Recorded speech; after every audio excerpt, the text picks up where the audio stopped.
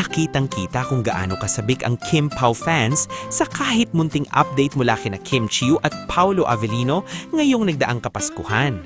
Kaya naman hindi na ikinagulat ng marami nang agad mag-viral sa online world ang isang post ng netizen sa X na may kinalaman sa rumored holiday ng dalawa.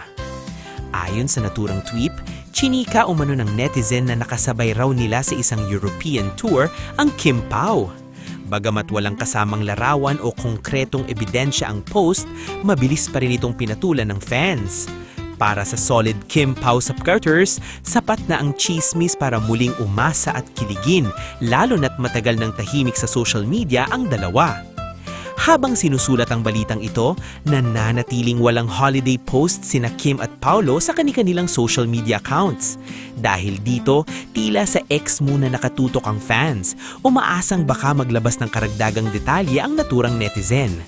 May ilan pang nagbiro na kahit anino lang daw ng dalawa ay sapat na para mapasaya ang Kim Pao Nation. Hindi rin napigilan ng fans ang magsagawa ng kani-kanilang imbestigasyon kung saan may mga haka-hakang posibleng sa Nordic region umano nagbakasyon ng dalawa.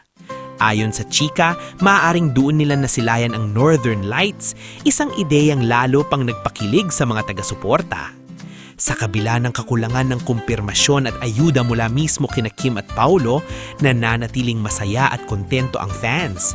Para sa kanila, mas mahalaga ang privacy at kapayapaan ng kanilang mga iniidolo. Sapat na raw ang paniniwalang magkasama ang Kim Pao nitong Kapaskuhan at sa pagsalubong ng bagong taon. Kahit tahimik, basta magkasama.